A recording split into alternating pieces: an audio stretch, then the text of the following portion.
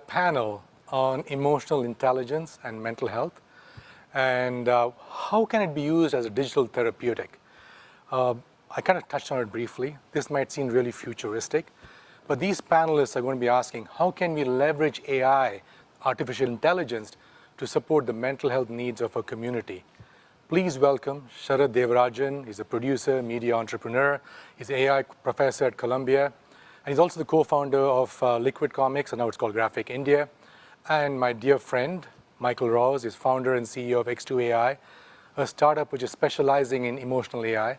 And his mission is to make quality mental health affordable and accessible. Please welcome Sharad and Michiel. Every 40 seconds, we lose somebody to suicide globally. And this has been just before the pandemic. And after the summit last year, we decided we want to do something about it. It is impossible to look at the challenge we have in the world today with mental health to address it with like physical resources. So we embarked on a journey to look at technology. So I'm really happy to have two of my good friends here today to chat about the role of emotional AI and mental health. So I want to start this conversation first. First of all, Michiel, welcome. Sharad, welcome. And I want to start this conversation with Michiel. You know, we really looked at X2AI as a way to kind of look at intervention for mental health. We said, let's kind of deploy a chat engine and let's see what happens. And can we really intervene and help with suicide prevention? And I just was looking at the stats he shared with me today, which is remarkable. We helped over 78,000 people. We had about 6 million plus messages exchanged on the platform, 3 million plus minutes of actual conversation, and 3,000 plus suicide de-escalations. So from my perspective, I feel what started off as a moonshot to see how can technology help really played a big role in helping communities. So I want to really kickstart this conversation with your perspective on how do you see AI, chatbots, mental health coming together, and what do you see as the future? Yeah, thank you so much, Poonacha. That's a great overview. And really what we focus on is making sure people get access to the care they deserve. And on a very high level, if you just look at the statistics of the number of people who need mental health support throughout their lives, you'd get to a number around 1 in 4, 1 in 5. However, if you look at how many trained professionals there are available, it's more around 1 in 50.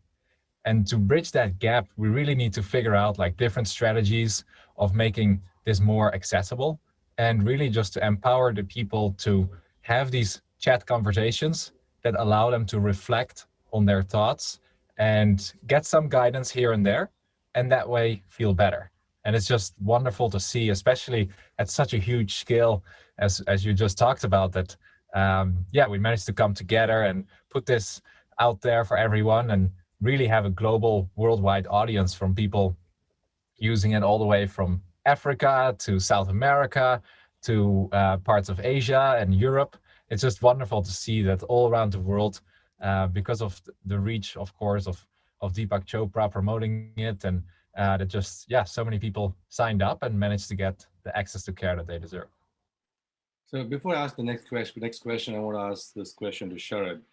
So I think, Sharad, once again, thank you for joining us. You know, the key for AI is having a lot of data, a lot of information. And today, when I look at it, obviously looking at the camera right now, we are on Zoom. We can look at the facial expressions, the micro expressions. We can kind of read the heart rate. We can look at the voice tone, the pitch.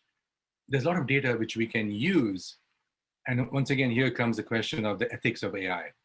So for us to really do good in this world, we need a lot of data, people to share a lot of data. What is your perspective on AI and ethics, especially when it comes to mental health and emotional regulation, making decisions based on this data? It's a challenging time because the technology is almost moving faster than we as human beings can really figure out what to do with it, right? So the disruptions are going to happen so fast over the next decade that these technologies will transform everything we know about being human in some ways, right? And how we interact with people. So we can look at it on 3 big questions we need to ask. Can we do it? Where is the science telling us what we can get to right now? Should we do it? This sort of ethical component of are we ready for this technology at this moment? and inevitably when we do it, because as human beings, we've always found as soon as we can do it, we do it, right? So I think that the framework should be asking those questions, but where we are right now is a lot of the should we do it. And I think, in particular, I think the work that, that's being done by people like Michiel is groundbreaking. I mean, it really is solving a direct need. The question we have to ask ourselves is, as this technology moves very quickly, it starts to ask two things. For the first time, we can not only be able to, let's say, use data in a way where we just understand what's happening on the external. We can now suddenly use data in a way where we can understand what's happening to a human being on the internal. And that changes things very dramatically. It starts with wearables, right? But imagine an AI sensibility that you could walk down in a dictator's kind of regime, and you could say all the right things, but when you look at a photo, your internal body and biorhythms are triggered in a way where they know you don't like the dictator, and you're suddenly put on a watch list, right? So suddenly your thoughts are not your own. So we are moving very quickly into a world like that. I'd say with chatbots, what's interesting right now is as we spend a lot of time in the virtual being space, we see a lot of technologies moving with AI and this concept of virtual beings, right? And certainly chatbots are one area where there's a number of chatbots being created right now, which, are scarily human, right? In the ways that they can interact with people and the way that they interact with so many people to get aggregate sets of data to become even more defined for that one individual that they're communicating with now. So you can imagine a scenario where we are interacting with a virtual being, whether it be a chatbot or something like where Soul Machines and other companies are creating, where it's much more lifelike that we're interacting with, where they are communicating and engaging with you in a way that no human being ever could hope to, because they have a mastery over engaging with maybe millions of people, learning from that data in real time, and ultimately optimizing that engagement just for you in a way that goes far beyond any human being ever could. Right. Now, what does that create? Does that create a relationship with something that isn't human, that feels more, that you're more emotionally attached to? And what happens if the monetization of those things are driven in the same way we see social networks, where it's driven on pure engagement, where the goal is not your well-being, but staying engaged with that virtual being? So we start to go down a slippery slope as the technologies evolve, and incredible benefits, right, but also incredible dangers if we ask ourselves, is it okay if our kids aren't playing video games in the future, but actually engaging with people they believe are as real as themselves, but are actually optimized to engage with them in a way that is very artificial, right? So, I think as we move into AI, we are still always going to a question of artificial intelligence versus artificial consciousness. We're very far from getting to a stage of artificial consciousness, but there will be an intelligence that surpasses us very quickly. And, an artificial intelligence is a very interesting thing to look at, right? So, yes. And I think that just riffing on that, today we look at, I think MIT had this particular paper where they could look at the COVID cough, and your cell phone looking at the voice could detect whether you have COVID or not, right? Yeah. And there's a good thing and a bad thing. The bad thing is also the false negatives, right? So I think you have positives. I think how do you look at some of these things? And what is the ethics behind making decisions? I think companies like Beyond Verbal can look at cardiac disease, respiration, nervous disease. I think when you look at all these disease analysis using AI, it gets into a very fine line of what is crossing the boundary. Well, I'd even ask one question to that, Poonacha. The question is, look, we can all agree that we're moving very fast in automated cars, right? And the system of driving down a street and having every other car on the road be in one complete system that's working in tandem and unity would be much more intricate and much more efficient than what human beings can do, right? We can appreciate that and kind of understand where that would go. So imagine artificial intelligent healthcare system.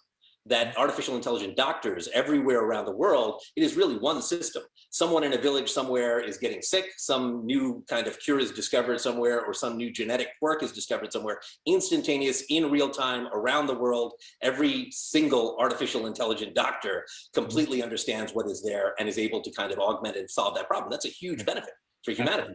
But do we allow such data to flow so freely now?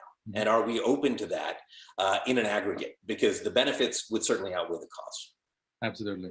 So Michiel, I think when I look at PV on your background, it reminds me of Samantha from the movie Her. And I think I've built a relationship now with PV. PV knows me intimately.